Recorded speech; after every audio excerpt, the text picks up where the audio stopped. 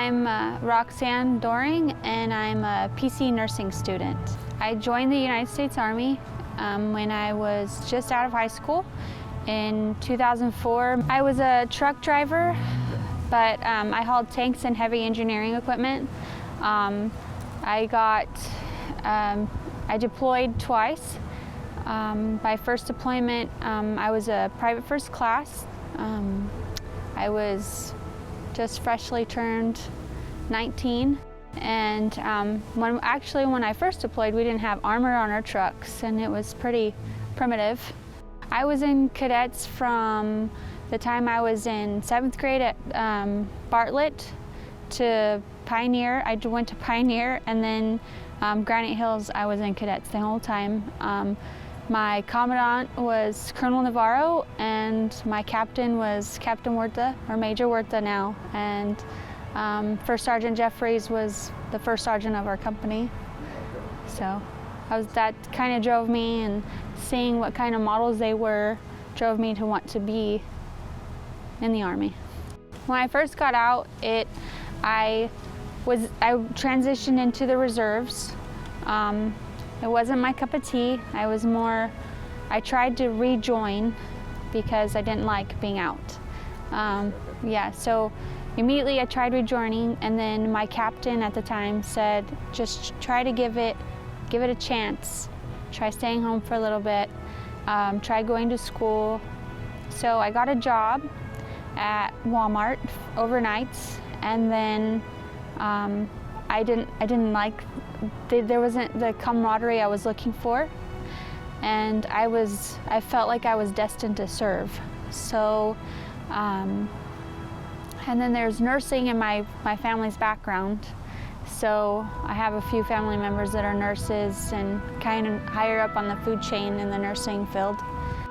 I needed to serve, so I joined the Forest Service. I fought fire for 2 years. And then I didn't feel like I satisfied my craving to serve, and I felt like it was in the Army. I felt like I was doing something. I felt proud of myself. I felt like I was being a good example to my siblings. And I'm the oldest of 4, and so I decided that I'd try to stay in the Forest Service and maybe do something else. Well, I got a scholarship to go to Humboldt, and I turned it down and started going to school at College of Sequoias. I did a couple of years there, but I felt like I needed to stay home, closer to home. So I ended up accepting my role or my seat here at Porterville College, and I'm one of 2 veterans in our program, and I feel like this is where I should be. I was seeking out the veteran services, but I didn't know much about them. But I have some friends that are in, and I'm a part of Post 9499 in Springville, the VFW up there, and Frank Whittick and Greg King were telling me that I should pursue scholarships, and that PC would be a good place to go for that, and they pointed me in the direction of Maria and Rachel. I think they don't get as much credit as they should get for helping as much as they do help. And they also remind you of things because you get wrapped up in school and everyday life, and they kind of keep you on track and send you reminders in your phone and emails, and they constantly keep update with you, and it kind of helps you, it makes you feel at peace because they're on your side, they're fighting for you. So it helps you to stay on course, and if you feel like you're not understanding something, if they don't have the answers, they always find it, and Rachel's really good about sending you that information in an email to let you know, hey, I'm here, I'm looking for you as well. Before COVID, I was in there quite frequently using their computers, the printer. I was in there a lot actually, and just the camaraderie to get, because that's something I miss about the military, is all the friends and the cohesion and the partnership, and I kind of used that, and I put it into the program, the nursing program, and our team is actually pretty close-knit. You can ask the instructors, they say our team's pretty close-knit, and now I'm the president of the nursing program. It's being around people that understand you, because you develop a whole different way of thinking when you're in the military.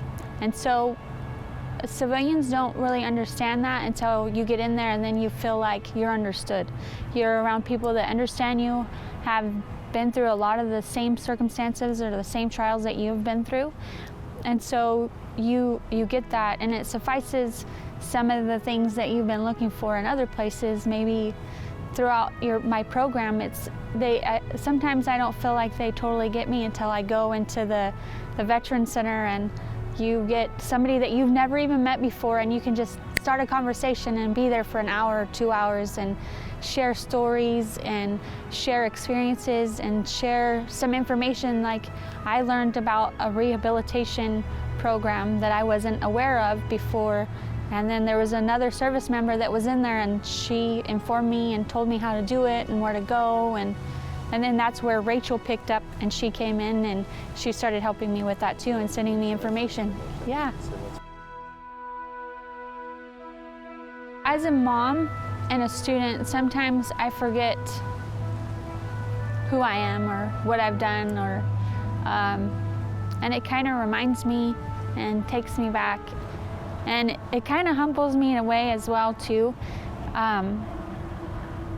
And it helps me remember some of the friends that I made, and it helps me remember some of the things that I went through. But it gives me a sense of pride. I really feel a lot of pride. Excuse me, I'm trying not to get emotional. But yeah, I feel, it makes me feel like I'm a part of something greater. It really does. And especially when you go to parades or the VFW building, and you see some, like, a legacy.